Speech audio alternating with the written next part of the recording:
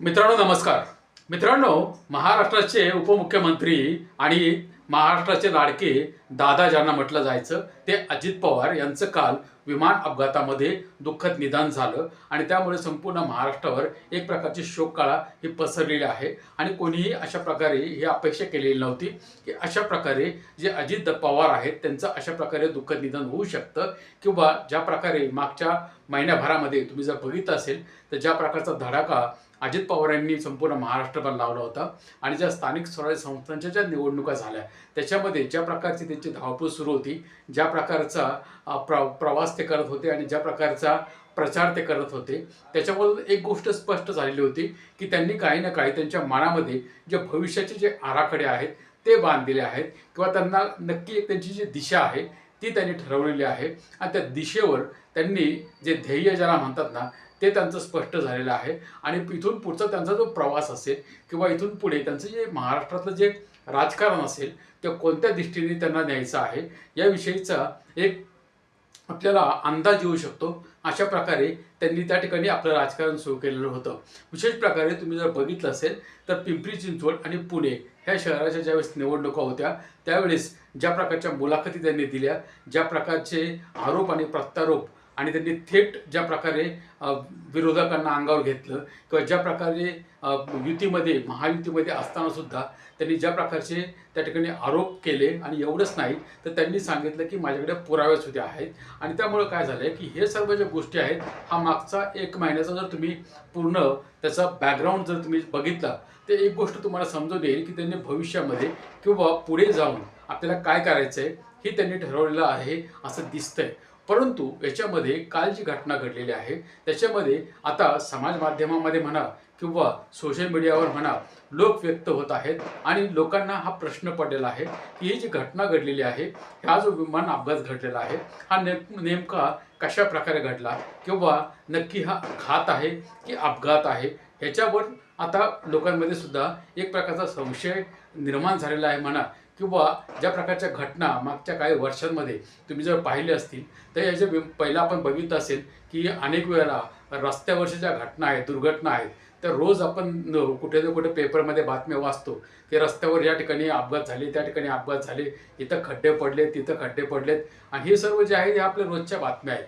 मधून तुम्ही बघितलं असेल की रेल्वेचे अपघात झालेले आहेत आणि मधून रेल्वे एकमेकाला आपटतायत, त्या ठिकाणी लोक मरतायत. ह्या घटना तर आपण नेहमी बघतच होतो. परंतु मागच्या काही दिवसामध्ये किंवा काही एक वर्षभरामध्ये आता ही दुसरी घटना आहे की ज्याच्यामध्ये गुजरातचे माजी मुख्यमंत्री आणि आता महाराष्ट्राचे उपमुख्यमंत्री हे दोघंही जे VIP आपण ज्यांना म्हणतो किंवा VVIP हे त्या विमान अपघातामध्ये त्यांचा मृत्यू झालेला आहे.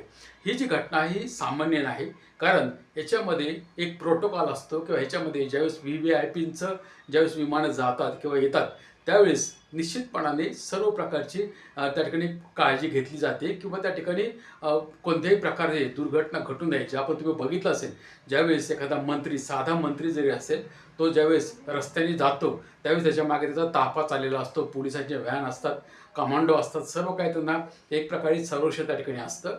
परंतु ज्यावेळेस असं विमानमध्ये ज्यावेळेस प्रवास केला जातो मग ते चार्टर विमान असेल किंवा मोठं विमान असेल त्या ठिकाणी सुद्धा हा जो काही बंदोबस्त आहे किंवा ज्या प्रकारचे त्या ठिकाणी एक प्रकारे सुरक्षा ही देणं ही किती गरजेचं आहे हे आता समोर आलेलं आहे. ह्याच्यामध्ये लोकांच्या जर प्रतिक्रिया तुम्ही ऐकल्या तर तुम्हाला एक स्पष्टपणाने दिसतंय की ह्याच्यामध्ये काही ना काही संशय यावा अशा प्रकारची परिस्थिती आहे. परंतु त्यांचे जे घरचे लोक आहेत किंवा त्यांचे जे नातेवाईक किंवा जवळचे लोक आहेत त्यांचं म्हणणं आहे की याच्यामध्ये कुठलाही घातपाताची शक्यता नाही, हा केवळ फक्त एक अपघात झालेला आहे, त्याच्यामुळे ह्याच्यावर कोणी राजकारण करू नये. त्यामुळं घरच्यांची तर ही भूमिका ही त्यांनी स्पष्ट केलेली आहे. परंतु समाज माध्यमामध्ये किंवा ज्या हिंदी चॅनल आहेत किंवा ज्या वेगवेगळ्या ठिकाणी तुम्ही जर सोशल मीडिया बघितलं असेल त्या ठिकाणी ज्या कमेंट बघितल्या असतील त्या कमेंट बघितल्यानंतर तुम्हाला एक गोष्ट स्पष्टपणाने दिसेल की ह्याच्यामागे निश्चितपणाने काहीतरी आहे किंवा राजकीय याच्यामध्ये हेतू आहे की नाही हा भाग तर सोडा, परंतु निश्चितपणाने ह्याची चौकशी होणे महत्त्वाचं आहे हे मात्र समोर येत आहे. किंवा ज्या प्रकारच्या कमेंट त्या ठिकाणी केल्या जात आहेत, ज्या प्रकारे लोक त्या ठिकाणी समाज माध्यमामध्ये व्यक्त होत आहेत आणि आपल्या ज्या भावना आहेत त्या ते व्यक्त करत आहेत. कारण तुम्ही जर बघितलं असेल तर काही मागच्या दिवसामध्ये म्हणा किंवा वर्षभरामध्ये ह्या ज्या काही घटना घडत आहेत, मग कोणत्याही आपल्या तसे तर 10-12 वर्षामध्ये देशामध्ये ज्या मोठमोठ्या घटना घडल्या त्याचं काय झालं पुढं हे कोणालाही समजत नाही. तुम्ही जर बघितलं असेल तर मग पहलगामचा अटॅक असेल किंवा पुलवामा अटॅक असेल किंवा दिल्ली आता दिल्लीमध्ये बॉम्ब ब्लास्ट झाला, त्याचं काय झालं, त्याची कोणी चौकशी केली, त्याच्यामध्ये कोणाला दोषी सापडलं, काय त्याची चौकशी झाली, किंवा मागच्या वर्षी जो काही गुजरातमध्ये जे काही गुजरातचे माजी मुख्यमंत्र्यांचं निधन झालं त्याचं पुढं काय झालं, त्याची चौकशी किती झाली हे माहिती नाही. त्यामुळं आता जरी याच्यामध्ये विमान अपघातामध्ये आता अजित पवार जरी गेले असले तरी परंतु त्या चौकशीमधून पुढे काय होईल ह्याचं मात्र सांगता येत नाही, किंवा ती चौकशी होईल न होईल. किंवा तुम्ही जर बघितलं असेल त्याच्यामध्ये जरी घरचे लोक म्हणत असले की याच्यामध्ये राजकारण आणू नका, किंवा त्यांच्या पक्षांचे सुद्धा प्रतिक्रिया मी ऐकल्या, त्यांच्या पक्षाचे जे नेते आहेत ते सुद्धा म्हणतायत की हा अपघातच आहे. आता कसं होतं आहे की तुम्ही जर बघितलं असेल तर याच्यामध्ये कोणालाही ऑब्जेक्शन घेण्यासारखी काहीच गोष्ट नाही, की जर अपघात झालेला आहे तर त्याची चौकशी झाली पाहिजे, नक्की काय कारण आहे हे जनतेपुढे आलं पाहिजे. कारण महाराष्ट्राचा एक तरुण तडफदार आणि डॅशिंग ज्याला म्हणतात तशा प्रकारचं व्यक्तिमत्व हे अजित पवार होते. आणि संपूर्ण महाराष्ट्रामध्ये जर तुम्ही बघितलं असेल तर त्यांनी मागच्या 2-2.5 वर्षामध्ये जरी ते महायुतीमध्ये होते तरी परंतु त्यांनी आपली जी विचारधारा आहे त्याच्याशी समझोता केलेला नव्हता.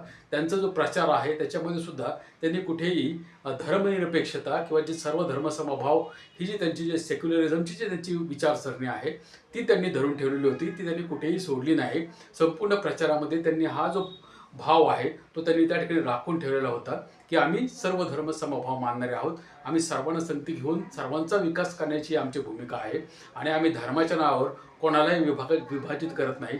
ही त्यांची जी भूमिका होती ती त्यांनी ठासून त्या ठिकाणी सांगितली. आणि एवढंच नाही तर जे त्या ठिकाणी जे काही आरोप त्यांच्यावर झाले होते त्या आरोपांना सुद्धा त्यांनी पुरेपूर चांगल्या प्रकारे उत्तर त्या ठिकाणी देण्याचा प्रयत्न केला आहे.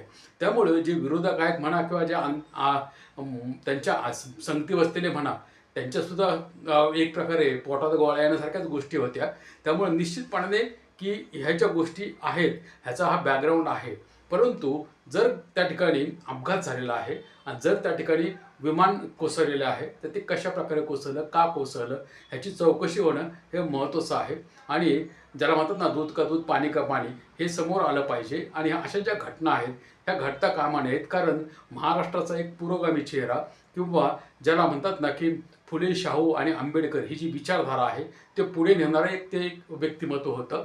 आणि त्यांची जी पार्टी आहे जो पक्ष आहे तो जरी पुढे न्यायचा असेल तर त्यांच्याशिवाय आता खरोखर एक प्रकारे एक पोकळी निर्माण झालेली आहे की पुढे म्हणजे महाराष्ट्रामध्ये जे मोजके जे आहेत पक्ष त्यांच्यावरच ही सर्व जे काही सेक्युलरिझम किंवा सर्व धर्मसमभाव ह्याची जी काही एक विचारधारा जपण्याचं जे काम आहे ते त्यांच्याकडे आहे. बाकी जर तुम्ही बघितलं असेल तर जास्तीत जास्त प्रयत्न हा धार्मिक ध्रुवीकरणाचाच महाराष्ट्रामध्ये चाललेला आहे. जास्तीत जास्त प्रमाणामध्ये धर्माच्या नावाने कसा द्वेष पसरवता येईल, कसे कायदे बनवता येतील, कसं काय ना काय करून लोकांमध्ये एक प्रकारे लावण्यात येईल असेच प्रकार या ठिकाणी दिसत आहेत. आणि हे सर्व करण्यामागचा उद्देश फक्त सत्ता मिळवणं हाच दिसतोय. कारण सत्ता ज्या प्रकारे ते मिळवली जात आहेत त्याच्यावर सुद्धा देशभरामध्ये गदारोळ निर्माण झालेला आहे, त्याच्यावर सुद्धा संशय आहे. परंतु त्याच्यावर न जाताना आता जी काही घटना घडलेली आहे जे महाराष्ट्राचं जसं शिवसेनेचे जे प्रवक्ते नेते खासदार संजय राऊत यांनी सांगितलं की हा जो अपघात नाही हा महाराष्ट्रावर एक झालेला आघात आहे. तर ते खरं आहे कारण महाराष्ट्राच्या मनावर एक प्रकारे आघात झालेला आहे. कारण ज्यावेळेस ही बातमी सकाळी 8:45 वाजता ज्यावेळेस टी व्हीवर यायला सुरुवात झाली त्यावेळेस लोकांनाही धक्काच बसण्यासारखं होतं की असं कसं होऊ शकतं. कारण हे काही नवीन नाही आहे, गेल्या 25-30 वर्षापासून ते प्रवास करतायत विमानामध्ये, असं काही नवीन नाही आहे. परंतु जर ही घटना घडते तर ह्याच्या मागे नक्की काय आहे किंवा ज्या प्रकारचा एक महिन्याभराचा जो काही बॅकग्राऊंड आहे किंवा ज्या प्रकारचं त्या ठिकाणी आहे.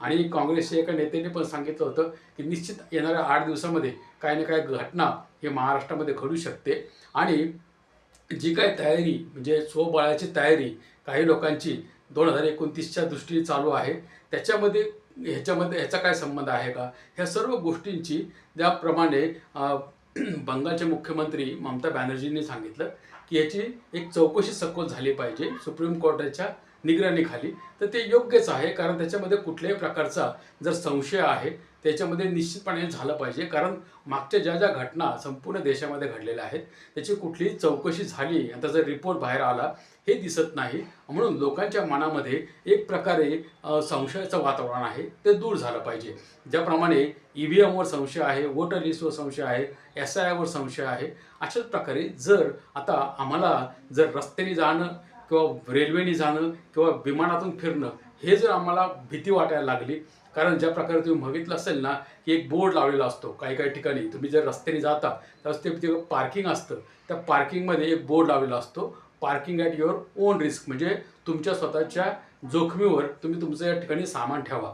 अशाच प्रकारे असं वाटतंय की आता विमानामध्ये सुद्धा प्रवास करताना एक बोर्ड लावावा लागेल का काय लोकांना की त्या ठिकाणी travel at your on risk, म्हणजे विमानाचा प्रवास तुम्ही तुमच्या स्वतःच्या हिमतीवर किंवा जर तुम्ही जोखीम घेत असाल तर तुम्ही विमानाने प्रवास करा, अशी परिस्थिती पुढे देशामध्ये निर्माण होते का काय हा प्रश्न मनामध्ये आहे. आणि म्हणून सामाजिक दृष्टिकोनातून किंवा लोकांच्या सुरक्षेच्या दृष्टिकोनातून, नागरिकांच्या जीवाच्या दृष्टिकोनातून जर एक प्रकारे सरकारचं हे काम आहे की अशा प्रकारे लोकांची सुरक्षा करणं, लोकांना त्या ठिकाणी एक प्रकारे सुरक्षित वाटलं पाहिजे. आम्ही बसने गेलो काय, आम्ही विमानाने गेलो काय, आम्ही रेल्वेने गेलो काय, आमच्या जीवाला कोणताही धोका नाही, यासाठी तर आम्ही सरकार निवडतो ना. सरकार कशासाठी असतं?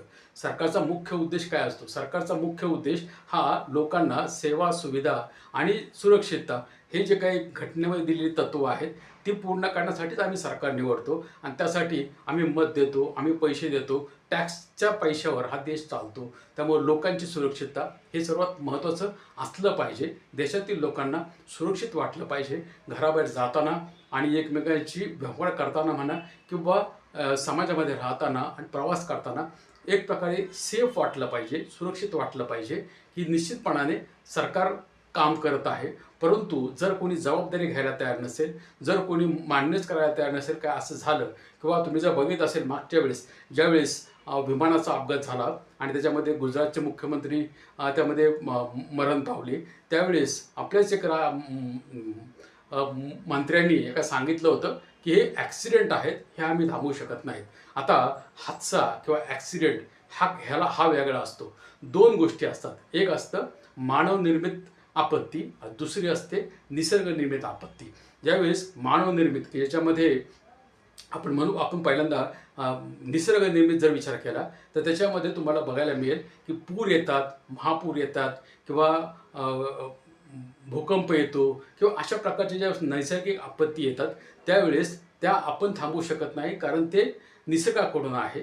परंतु ज्यावेळेस मानवी प्रमाणामध्ये ज्यावेळेस किंवा माणसाकडून ज्यावेळेस टेक्निकल फॉल्ट, विमानामध्ये जर टेक्निकल फॉल्ट झाला तर तो देवाने केलेला नाही, तो मानवनिर्मित आहे. आणि म्हणून प्रत्येक गोष्टीची चौकशी झाली पाहिजे. प्रत्येक गोष्टीसाठी ज्या ज्या योजना, म्हणजे जर आपण म्हटलं की देशामध्ये खूप साऱ्या यंत्रणा काम करत आहेत, त्यांना टॅक्समधून लाखो करोडो रुपयाचा पैसा त्यांना जातोय, पगार त्यांना मिळत आहेत, त्यांचं कामच आहे की ह्या सर्व गोष्टींचा काळजी घेणं किंवा हे सगळं बघणं.